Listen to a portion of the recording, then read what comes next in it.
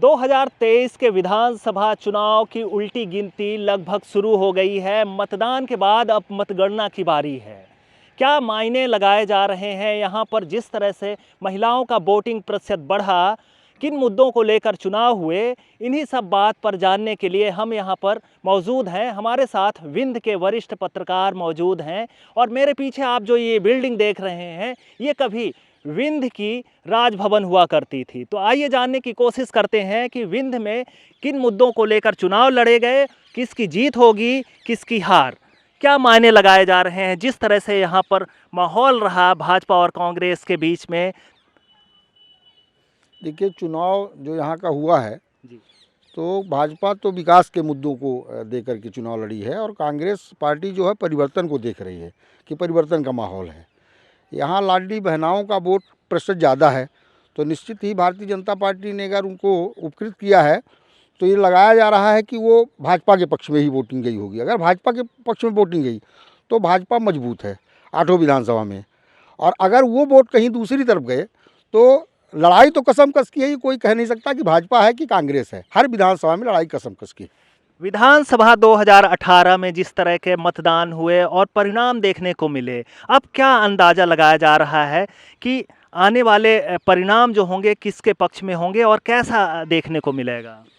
विजय जी, थोड़ा सा मैं आपको पीछे ले जाऊंगा। 2003 का जब चुनाव हुआ, आपने देखा कि 2003 के चुनाव में जिस तरीके से दिग्विजय सरकार के खिलाफ आक्रोश था और 10 साल की सरकार गिरी और भारतीय जनता पार्टी ने यहाँ पर अपनी सरकार बनाई। 2008, 13 और 18 में भी जनादेश कांग्रेस पार्टी को मिला था, सरकार भी बनाई थी। उनने जोड़ तोड़ की राजनीति करके जैसे भी करके सरकार अपनी बनाई, इनके साथ भितरघात हुआ या विधायकों का समर्थन नहीं मिला। इस बार का जो चुनाव है वो आप एक तरह से ऐसे मान सकते हैं कि नेट टू नेट मुकाबला है कि लाडली लक्ष्मी के आने से जहां भारतीय जनता पार्टी बहुत पीछे रह जाती, तो लाडली लक्ष्मी के आने से उसको फ़ायदा ये हुआ है कि वो कांग्रेस के साथ अब लड़ाई में दिख रही है। लेकिन उससे पहले आप ध्यान दीजिए कि इस बार जो कांग्रेस और भारतीय जनता पार्टी के जो प्रत्याशियों का चयन हुआ है, जिन भी सीटों में आपने देखा कि विंध्य में ही 2 सांसद विधानसभा लाए गए, और भी जिन सीटों चाहे रीवा विधानसभा में राजेंद्र शुक्ला के खिलाफ कांग्रेस का चेहरा हो, चाहे देव तालाब में चाचा बनाम भतीजा हो, आप कहीं भी चले जाइए, जब आप देखेंगे तो आपको ये दिखाई देगा कि कांग्रेस इस बार उम्मीदवारों को लेकर के बहुत मंथन की है और इसके बाद जो है तो उसको चुनाव में उतारी है। दूसरा, अब जनता के पास अगर आप जाते हैं तो जनता कहती है कि विकास के मुद्दे पे भारतीय जनता पार्टी वोट मांग रही है और परिवर्तन के मुद्दे पर कांग्रेस पार्टी। लेकिन यहाँ पर बात यह है, एक वर्ग ऐसा है जो कि भारतीय जनता पार्टी द्वारा लाभ प्राप्त कर चुका है और एक तबका ऐसा है समाज का जो कि आकांक्षी है, जो कि कांग्रेस पार्टी से कुछ चाहता है, चाहे वो ओबीएस पेंशन की बात हो या फिर आपकी किसान ऋण कर्ज माफ़ी की बात हो, चाहे बिजली का बिल हाफ और माफ़ करने की बात हो। तो कुल मिला के अगर आप कहें तो मध्य प्रदेश का ये चुनाव जो है लाडली लक्ष्मी योजना की वजह से भारतीय जनता पार्टी की तरफ उसका जीतने का जो प्रतिशत था वो थोड़ा सा बढ़ा जरूर है। लेकिन कांग्रेस पार्टी यहाँ पे डैमेज हो रही है ऐसा नहीं कह सकते। सरकार भी बना ले ये भी कोई बड़ी बात नहीं है, नेट टू नेट मुकाबला है इन सीटों पे। और जो पूरा मध्य प्रदेश का जो चुनाव है वो लाभार्थी वर्सेस आकांक्षी वर्ग है। तो भाजपा और कांग्रेस को आप ऐसे देखिए कि एक तरफ कर्मचारी भी हैं, वो युवा बेरोजगार भी है, वो किसान भी है। किसानों के साथ आप देख रहे हैं कि बुवाई का समय आ गया है, धान की खेती कट चुकी है लेकिन उनको खाद नहीं मिल पा रही है, बीज नहीं मिल पा रही, ये समस्या बनी रही। तो होता क्या है कि आदमी एक मानव स्वभाव जो होता है वो ये होता है कि 20 सालों से तो हम आपको देख रहे हैं, आपकी कार्यशैली भी वही है, इस बार बदल कर देखते हैं। तो हो सकता है जनता बदलाव के साथ चली जाए। या मैं कहता हूं कि जैसे लाडली लक्ष्मी की बात हो रही है तो मैं कहता हूं अगर हर विधानसभा में 20,000, 25,000, 30,000 लाडली लक्ष्मियां हैं, लाडली बहनाएं हैं, तो क्या उनने सारे लोगों ने एक मुश्त वोट डाले हैं भारतीय जनता पार्टी को? तो ये कहना भी जल्दबाजी होगा, इसलिए 3 तारीख का इंतजार करना चाहिए। लेकिन ये बात तय है कि इस बार नतीजे बहुत उलट आने वाले हैं और अचंभित करने वाले रहेंगे। बिल्कुल, जिस तरह से अंचल जी कह रहे हैं, रमाशंकर जी कह रहे हैं, आपने पिछले चुनाव में देखा 2018 में कि रीवा ज़िले की 8 विधानसभा में भाजपा का कब्जा रहा। इस बार क्या लगता है? नहीं, हम इन दोनों लोग बातों से सहमत हैं, लेकिन इस बार का चुनाव जैसे उन्होंने बताया कि मुकाबले का रहा। कांग्रेस ने पूरी तैयारी के साथ चुनाव लड़ा और बसपा भी इस बार उसको नकारा नहीं जा सकता किसी भी सीट पर। उसने अपने सुनियोजित जो इनका कैडर हुआ था उस कैडर को वापस लाने का प्रयास किया है। तो इसलिए 3 या 4 सीटों में कड़े मुकाबले में बसपा है मुकाबले को त्रिकोणी कर चुकी है।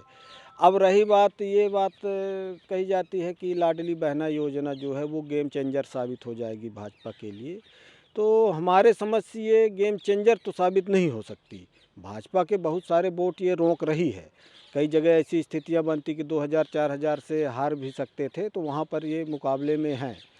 ये जो अभी एक बात और आई कि महिलाओं का वोट प्रतिशत ज़्यादा बढ़ा, तो मैं इस चीज़ पर ध्यान आकर्षित कराना चाहूँगा कि रीवा हो, सीधी, सतना, ये आसपास के जो विंध्य के कई ज़िले हैं, यहाँ पर पिछले कई जो चुनाव हुए हैं तो उनका जो वोट का टर्नआउट है उसमें महिलाओं का प्रतिशत ज़्यादा रहा है। तो कोई ये भी नहीं कह सकते कि पुरुषों से ज़्यादा महिलाएं जागरूक हैं। सबसे बड़ी समस्या ये आती है कि यहाँ गांवों में बेरोजगारी बहुत ज़्यादा है। यहाँ के लोग जाते हैं महाराष्ट्र, गुजरात, दिल्ली या पंजाब, अन्य कई राज्यों में, वहाँ मजदूरी करते हैं, तो उनका जो परिवार है वो गांवों में रहता है। आप देखेंगे रीवा ज़िले की 7 सीटों में महिलाओं का वोट प्रतिशत ज़्यादा है, लेकिन जब रीवा शहर की बात आती है तो वहाँ महिलाओं का वोट प्रतिशत ज़्यादा कम हो जाता है। वजह ये कि शहर के लोग पलायन कम किए हुए हैं, गांव के लोग ज़्यादा किए हुए हैं। तो ये बात तो हुई वोट प्रतिशत की। तो ये मान के ना चला जाए कि वो सब उत्साह में लाडली बहनें आके वोट कर गई किसी एक दल को। हर दल को मिला है। ये स्वाभाविक है कि वो लाभार्थी हैं भाजपा की कई योजनाओं की, तो स्वाभाविक तौर पर ये होता है कि जो लाभ पा रहे हैं तो उसकी ओर आकर्षित होते हैं। फिर कांग्रेस ने भी एक बड़ा दांव खेला था नारी शक्ति योजना का, नारी सम्मान योजना का, तो उसमें भी ये बताने में सफल रहे हैं। और इस बार के चुनाव में ये भी खास रहा कि विवाद बहुत कम हुए। जैसे ये आशंका थी कि जैसे उधर चंबल के क्षेत्रों में विवाद होते हैं, यहाँ भी होंगे, तो यहाँ संयम में रहे सभी प्रत्याशी, उनके समर्थक, सबको ये लग रहा था कि ये हम जीतने वाले हैं, किसी एक घटना से हमारा माहौल न खराब होने पाए। तो ये एक अच्छी बात रही। और परिवर्तन का भी एक बड़ा माहौल बना था धीरे धीरे, खासकर युवाओं में बेरोजगारी को लेकर और महंगाई को लेकर। तो जहां कांग्रेस पहले के चुनावों में बहुत पीछे हुआ करती थी, तो आज हर सीट पर मुकाबले में खड़ी है। कई सीटें तो बता रहे हैं लोग कि अच्छे मार्जिन से जीतने की भी स्थिति पर है, पर अब क्या होता है वो तो रिजल्ट पर पता चलेगा। बिल्कुल मुकाबले की स्थिति है यहाँ पर।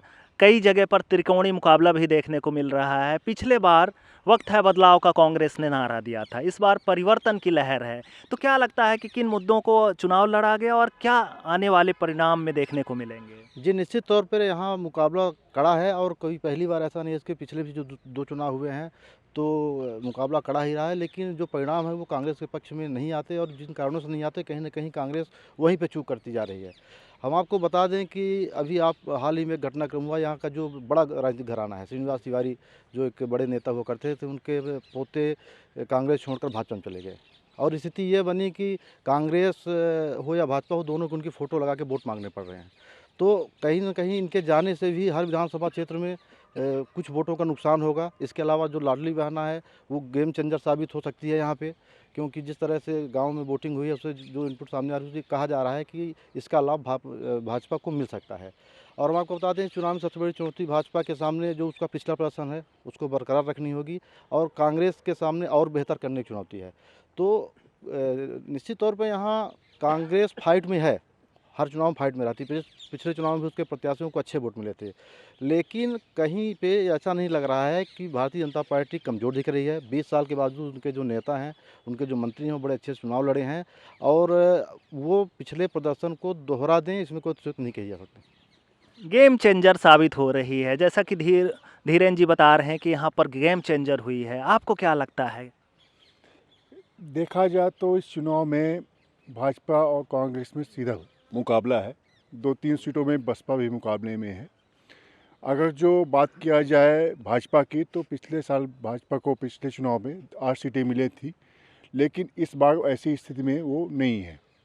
उसकी वजह भी है क्या, एक तो ओल्ड पेंशन जो एक बड़ा मुद्दा था कर्मचारियों का, तो इसको लेके एक मुद्दा ऐसा रहा जिसकी वजह से इसको कांग्रेस ने अपने घोषणा पत्र में शामिल किया, जिसकी वजह से वो ग्रोथ में है। और ध्यान होगा दिग्विजय सरकार जो गिरी थी उसमें बताया जा रहा है कि कर्मचारियों की एक बहुत बड़ी भूमिका थी। तो ऐसा माना जाता है कि इस चुनाव में जो है रीवा के चुनाव में कर्मचारियों की जो भूमिका आएगी उसके जो परिणाम हैं वो कुछ कांग्रेस को जीत के काफ़ी नज़दीक तक ले जाएंगे और एक दो सीटों पे तो मतलब कांग्रेस का बढ़त की ओर ही है इशारा कर रहे हैं। बढ़त की ओर इशारा कर रही है। विधानसभा 2018 में रीवा की 8 सीटों में भारतीय जनता पार्टी का कब्जा रहा। यहाँ पर भाजपा ने एक तरफा जीत दर्ज की थी और कांग्रेस लगभग सभी सीटों पे करारी हार का सामना करी। इसके बाद भी इस बार 2023 के चुनाव में दमखम के साथ उभरी है और आगामी परिणाम जो देखने को मिलेंगे 3 दिसंबर को चौंकाने वाले होंगे। अंचल जी, क्या लगता है कि ये जो बात आ रही है लाडली बहना की, या तो फिर विकास के मुद्दे, परिवर्तन, वक्त है बदलाव, कितना असर आपको देखने को मिल रहा है? देखिए, आप जानते हैं कि विंध्य हमेशा ही कुछ नया करने के लिए जाना जाता है। यमुना प्रसाद शास्त्री हो या बसपा का खाता यहाँ से खुलने की बात रही हो, तो विंध्य जो है तो विंध्य के परिणाम हमेशा है प्रदेश से अलग रहते हैं। आप देखिए 2018 में जब भारतीय जनता पार्टी की सरकार कांग्रेस की सरकार बनी थी, तब भी विंध्य में 8 सीटें भारतीय जनता पार्टी को मिली थी, कांग्रेस की सरकार बनी थी। तो मैं एक बात से इत्तेफाक रखता हूं मृगेंद्र जी की, कि उन्होंने जो एक सबसे बढ़िया बात कही कि महिलाओं का मतदान प्रतिशत पिछले भी चुनावों में इस बार से बेहतर रहा है, लेकिन लाडली बहना योजना के कारण हम बार बार उसकी चर्चा कर रहे हैं। एक बड़ा फैक्टर और है, जो लोग 20,000 25,000 वोटों से चुनाव जीतते थे, आप पिछले 2 चुनावों के नतीजे उठाकर देख लीजिए तो बहुजन समाज पार्टी, जो कि माना जाती है कि हर विधानसभा में 15,000 से शुरुआत करेगी, पिछले 2 चुनावों में ऐसा नहीं रहा है। वो 8,000 10,000 वोटों में ही सिमट कर रह गई थी। लेकिन इस बार देखिए कि बसपा सुप्रीमो जब भी सभाओं में गई तो उनने कहा, अपने लोगों से अपील करी कि आपका असली भला जो है वह यहीं से होना है, और अगर आप लोग फिर से अपने घर नहीं वापस लौटते हो तो हो सकता है हमारा रजिस्ट्रेशन तक रद्द हो सकता है। इसका एक असर कहीं ना कहीं उनका जो एक बात अपील थी वो लोगों के मन में गई। अब इस बार आप जरूर देखिएगा, चौथे मोर्चे के रूप में आम आदमी पार्टी भी खड़ी है। मैं कह रहा हूँ, आम आदमी पार्टी ने अगर कहीं पे 2,000 4,000 5,000 या 10,000 वोट जो भी पाए, कई जगह तो बहुत मजबूत प्रत्याशी हैं जो कि काफ़ी अच्छा भी कर रहे हैं, तो बहुजन समाज पार्टी और आम आदमी पार्टी में ये वोट डिवाइड हुए हैं। तो जो लोग अभी तक 18,000 20,000 25,000 30,000 वोटों से जीतते रहे हैं, उन्हीं के वोट ये लोग काट रहे हैं। तो अपन बहुत इस भरोसे अगर रहें कि लाडली बहना कोई बड़ा कमाल करने वाली है या परिवर्तन के नाम पे कुछ बड़ा होने वाला है। और आप एक चीज़ देखिए, जब भी आप इस बार मतदान केंद्रों में गए होंगे, वहाँ लाइनों में लगे लोगों को देखा होगा, तो वो कोई चर्चा करते नहीं दिखे। जब भी सत्ता के खिलाफ वोटिंग होती है तो लोग शांति से मतदान करते हैं, और वही हुआ इस बार भी देखने को मिला। मैं नहीं कहता परिणाम क्या होंगे, सबके अपने अपने दावे हैं, लेकिन जो पिछले 4 चुनावों में हमने कवरेज के दौरान देखा और जो नतीजे आने के बाद हमने देखा कि जिस तरीके से वोटर शांत रह के और कोई हल्ला नहीं हुआ। आप देखिए, कोई इतने बड़े बड़े नेता आए, भारतीय जनता पार्टी ने तो सब कुछ लगा दिया दांव पे, इसके बावजूद जो है तो उसकी चर्चा कहीं नहीं हुई कि आज सभा में ऐसा हुआ। बजाय उसके कि प्रियंका गांधी की एक सभा आज तक चर्चाओं में है कि उसने बोला कि भाई एक बार हमें मौका दो, और हमने भी नहीं किया तो हमें बाहर निकाल देना।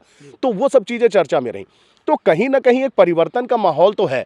अब कांग्रेस पार्टी उसको कितना भुना पाती है, या भारतीय जनता पार्टी के पक्ष में लाडली लक्ष्मी का वोट कितना सटीक बैठता है, ये तो अब 3 तारीख का इंतजार कर लेते हैं अपन, ज़्यादा दिन बचे नहीं।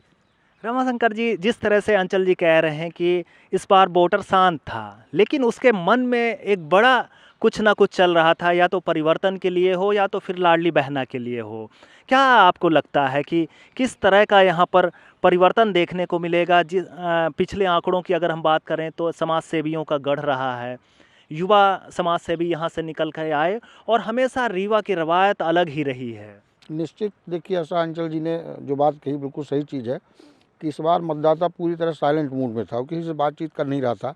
अब उसका बदलाव की ओर है कि महिलाएं जो थी वो भाजपा की ओर जा रही हैं, ये कहा नहीं जा सकता। ये 3 तारीख को मतगणना होने के बाद ही समझ में आएगा। लेकिन ये ज़रूर है कि इसके पहले तक, चुनाव के 2 दिन पहले तक कांग्रेस का बहुत तेज़ माहौल देखने को मिला। बहुत सारी सीटें ऐसी थी जिनमें ये लगता था कि भाजपा पूरी तरह से हार जाएगी, लेकिन वोटिंग के समय ये देखा गया कि नहीं, भाजपा का भी ग्रोथ बढ़ा है। 24 घंटे के अंदर कुछ ना कुछ उसमें हुआ। क्या हुआ, अब ये आगे आने वाली 3 तारीख को सामने आ जाएगा। निश्चित तौर पर अगर हम कुछ विधानसभाओं की बात करें तो वहाँ पर बसपा भी टक्कर में आ रही, आम आदमी पार्टी भी गणित बिगाड़ रही, तो कितना असर इनको देखने को मिल रहा है आपको इनकी सीटों पर?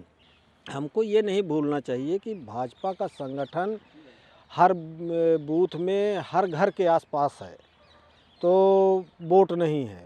ऐसी कोई पंचायत, गांव, मजरा, टोला नहीं है जहां भाजपा के कार्यकर्ता ना रहे हों। अब एक बात ये आती है, कार्यकर्ता कितना मन से लगा था, कितना बेमन था। अगर मन से नहीं लगा था तब जरूर भाजपा के लिए संकट है, लेकिन जिस तरह से इनका संगठन है, अगर सबने ईमानदारी से काम किया होगा तो हर सीट पर जो भी मुकाबले में आएगा तो भाजपा के ही आएगा। और योजनाओं का भी है, असर होता ही है। जैसा मैंने पहले भी कहा, बहुत सारी और योजनाएं हैं जिनके पक्के मकान बन गए, अच्छा अन्य योजनाएं हैं उनका लाभ मिल रहा है, फ्री में अनाज मिल रहा है, तो इसका भी असर है खासकर गरीब तबके पर। तो भाजपा में जो वोट करने वाले लोग हैं तो वो हल्ला कम करते हैं, और बाकी दलों में क्या है, शोर शराबा कुछ ज़्यादा रहता है तो माहौल ज़्यादा क्रिएट होता है। तो इसलिए ये भांप पाना थोड़ा सा वो हो जाता है कि आगे किसके तरफ माहौल है। अब या तो हम गांव-गांव एक तरफ से विजिट करें तब समझ में आए स्थितियाँ, लेकिन फिर भी ये हम कह सकते हैं कि इस बार रीवा ज़िले में पिछले बार जैसा तो नहीं है कि क्लीन स्वीप करेगी भाजपा। कांग्रेस हर सीट पर खड़ी है, आम आदमी पार्टी भी उपस्थिति दर्ज करा रही है, सपा भी एक दो जगह है, ठीक ठाक है, और निर्दलियों का तो ज़रूर ज़्यादा प्रभाव नहीं दिखा इस बार के चुनाव में।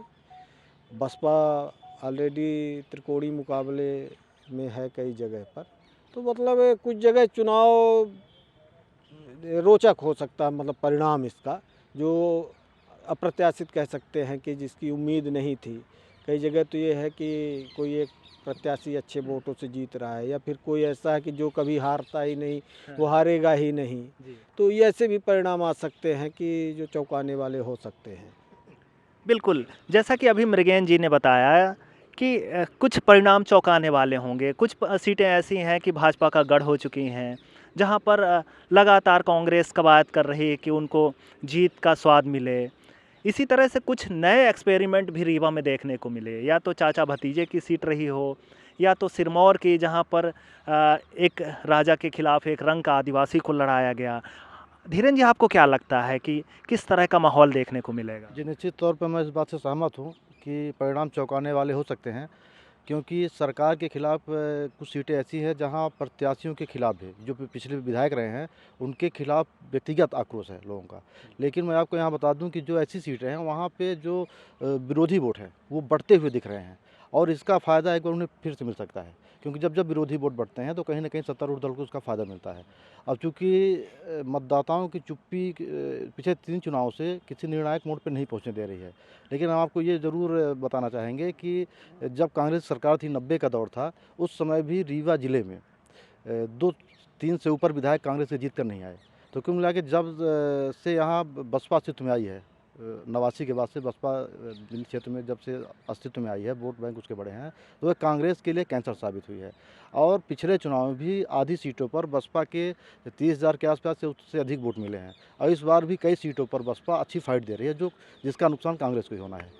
तो कहीं न कहीं भाजपा को कई सीटों पर परिस्थिति जन फ़ायदा मिल रहा है, और चूँकि पिछली बार उसने क्लीन स्वीप किया था तो उसकी कुछ सीटें घट सकती हैं, लेकिन इस बार भी प्रदर्शन बेहतर रहने की उम्मीद है।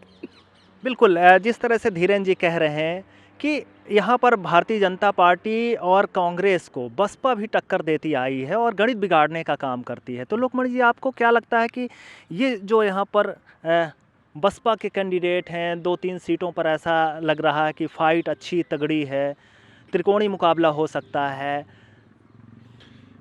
बसपा में देखा जाए तो बसपा में जो त्रिकोणीय मुकाबला है तो 2 जगह पे है। इसमें एक त्योथक विधानसभा और एक सिरमौर विधानसभा। यहाँ पे त्रिकोणीय मुकाबला भाजपा, कांग्रेस और बसपा में के बीच में है। पर इसमें बसपा के साथ फिर नुकसान ये है कि जो दोनों जगह प्रत्याशी हैं वो बसपा में बिल्कुल आयातित हैं, जो मतलब कि एक भाजपा से आए हुए हैं और एक मतलब टिकट लेके सीधे आए हुए हैं। तो इसको लेके कहीं ना कहीं बसपा का जो वोट है वो धीमे धीमे एक वर्ग से खिसकता गया है। तो जीत की स्थिति पे तो नहीं है, पर लड़ाई की स्थिति में है। इसका नुकसान ज़्यादातर वो भाजपा को और कांग्रेस दोनों को कर रहे हैं। इसलिए यहाँ पे जो टफ स्थिति जो थी भाजपा की, मतलब बसपा की जीतने की स्थिति में देखा जाए तो त्योथक में 2 बार बसपा के विधायक भी रह चुके हैं, और सिरमौर में भी एक बार बसपा के विधायक रह चुके हैं, पर लेकिन अब उनका वो गढ़ नहीं रहा है। हालांकि इस बार उन्होंने कैडर अपने बचाने के लिए उन्होंने काफ़ी प्रयास किया है, पर संभव स्थिति पे ये नहीं है इस पे। यूपी का सीमावर्ती होने से यहाँ बसपा की बयार भी लगातार देखने को मिली है। इस बार भी ऐसा लग रहा है कि भाजपा और कांग्रेस की गणित यहाँ पर बसपा बिगाड़ने का काम करेगी। गणित हाँ, बहुत ज़्यादा तो नहीं ऐसा कि बिल्कुल आधी हो। कुछ जैसे इन्होंने कहा कि परिस्थिति जन्य फ़ायदा मिल रहा है, कहीं प्रत्याशी खुद के दम पर खींच रहा है, सवर्णों को भी इस बार बसपा ने यहाँ पर टिकट दिया है, तो उसका भी फ़ायदा उठाती दिख रही है। और ख़ास कर ये है कि वो अपना कैडर वोट जो उसका है उसको वापस लाने में इस बार सफल होती दिख रही है। तो इसी कारण ये है कि मुकाबला त्रिकोणीय हुआ है, नहीं तो पिछले 2 चुनावों में ये स्थितियाँ नहीं थी। हालांकि एक सीट जीती थी भी मनगामा का बीच में 13 में, और 18 में तो साफ ही हो गई बिल्कुल पूरी तरह से। उसके पूरे लीडर जो हैं तो कांग्रेस में आ गए। लीडर ज़रूर कांग्रेस में आए लेकिन वो वोट नहीं ला पाए, ये ऐसा चुनाव परिणाम बता रहे हैं। तो बसपा की उपस्थिति है इस बार 2 या 3 सीटों पर, वो टिकट पर इसमें परिणाम पर प्रभाव डालेगी। अब ये तो नहीं कहा जा सकता कि किसको ज़्यादा फ़ायदा पहुंचा रही है या फिर किसका ज़्यादा नुकसान कर रही है। अब स्वाभाविक है कि सत्ता में जो भाजपा के ही विधायक रहे हैं जीते हुए, तो अगर उनका नुकसान होता है तो यही माना जाएगा कि भाजपा को ही ज़्यादा नुकसान है, क्योंकि कांग्रेस को खोने का कुछ था नहीं, वो जो है तो अब आगे ही आएगी, यही था।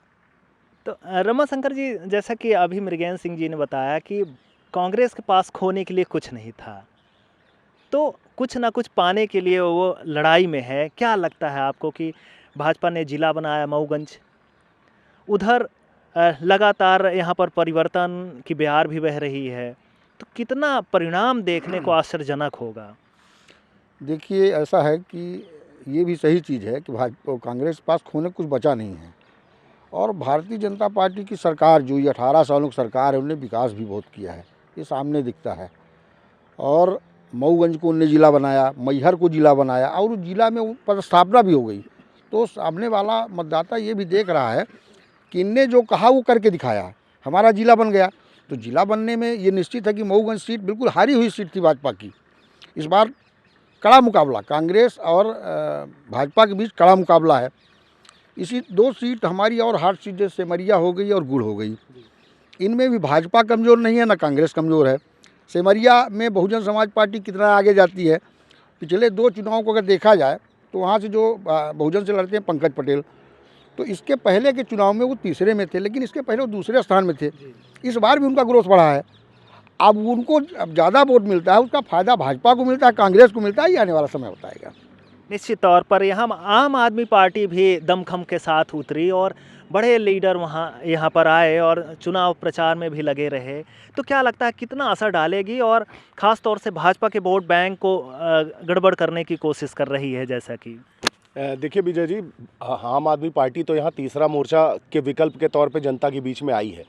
बसपा से लोगों को उम्मीद भले रही हो, उसका एक अपना वोट बैंक है, इसलिए उसको वोट मिलते रहे बीएसपी को, लेकिन आम आदमी पार्टी को वो लोग वोट कर रहे हैं जो भाजपा और कांग्रेस दोनों को ही पसंद नहीं करते, और उससे अपेक्षा है, क्योंकि दिल्ली और पंजाब में उन्होंने करके भी दिखाया है जब उनकी सरकारें रहीं, तो लोगों को अपेक्षा जरूर उनसे हुई है।